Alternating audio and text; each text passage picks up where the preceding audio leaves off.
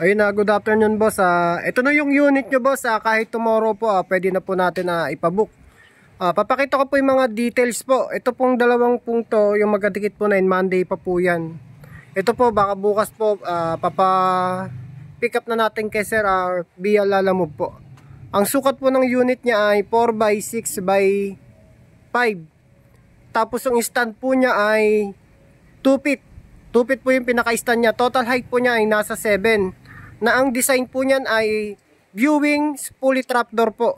Yung pong pinakadulo po niya na yun, nahihila po yun, natatrap po yung kalapati po doon. Tapos ang motif color po niya ay red tsaka black. Nagpapalit po siya ng kulay red na long span. Ayan po. Ito po yung mga details po, papakita ko po. Ito po yung pinaka-release door. Meron po yung pinaka-lock dito, pwede nyo po lagyan ng lock doon in case na gusto nyo lagi nakabukas. Tapos yung fully trapdoor po, ayan. Ito po, nahihila po to. Ayan. Fully trapdoor po na may ilang butas po siya. Ilang bang butas to? 1, 2, 3, 4, 5, 6, 7. Saktong-sakto lang po yan sa ibon po. Tapos ang ano po niya ay sliding door po. Sliding door. May lagayan naman po siya ng padlock in case na for safety, pwede nyo po lagyan ng padlock. Tapos yung lock po niya, easy lock po. Ayan. Pag tinulak po niya yan, automatic lock na po siya. Kaya may hawakan naman po siya. Tapos sliding door po siya na meron siyang ilang butas po yan. 18 butas po na box perch po na pwede nyo lagyan ng mga paso na paitlugan na po niya. Tapos yung ibabaw po niyan, pwede nyo pa po lagyan ng window box. Ayan. Tapos po yung tawag dyan, pinaka-flooring niya, pinalagyan ko po ng hagdan para hindi rin po mahirapan si customer. Ayan. Tapos ito po pala, nagpagawa siya rin sa amin ng hagdan. Ayan. Yung hagdan po na yan ay square tube GI galvanized pero pinapinturahan ko pa rin po. Na heavy duty po yan, kasama po yan sa pinagawa ni sir para isang biyahe na lang po. Ngayon po, papasok po tayo sa loob. Papakita ko rin po yung pinaka-details po niya. Ang box first po niyan ay nasa 18 butas po. Dito po pwede pa po kayo maglagay. Ayan. Tapos yung viewing area po niya ay ito po yung pinakatakip. In case na po gusto nyo tong alisin, naaalis po yan. Nakahook lang po siya dito. Ayan, lawak po na ano. Pwede po kayo maglagay dito ng mga B-perch. Tambayan po ng mga inaka in case na magpapa-viewing po kayo. Tapos ito po pala yung ano, in case na dito kayo magpapalipad, papasok po siya. Ito po yung isang trapdoor niya. Ayan. Ayan. Ito po na, yan, nalalak po yan. In case na gusto nyo po dito, ayan, kumbaga na training nyo pa lang siya dyan sa papasok. Etong T-trap po na to, naalis po yan. Ang kagandahan po sa T-trap na to ay sariling gawa po namin to. Ayan, sariling gawa na po namin yan.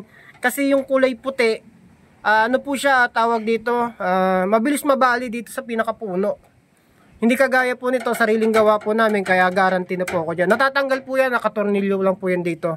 In case na ayaw nyo po yan, naalis po yan. Ang lawak po ng pinakaloob nito ay nasa 4 feet po, tapos 6. Tapos nakakatayo rin naman po yung tao sa loob. Ayan. Tapos sa kagandahan din po pala ito, may mga poop tray na rin po siya. Ayan. Tsaka yung sliding door po nito, ano ko po siya, kinostomize ko po siya kasi ibang sliding nasa labas. Sagwa tingnan, kumbaga ito kagaya ng sliding nito nasa loob. Ayan. Pwede ko rin po kayo kumuha ng pinaka-idea diyan. Ayan, napapanood niyo po eh. Kayang-kaya niyo pong gayahin po 'yan. Ayan. Tapos may poop tray po siya dito na 4 na piraso na 2x3. May poop tray po 'yan. Tapos ito pa po yung pinaka-line feeder po niya. Pwede rin naman po tong ano release door. Ayan.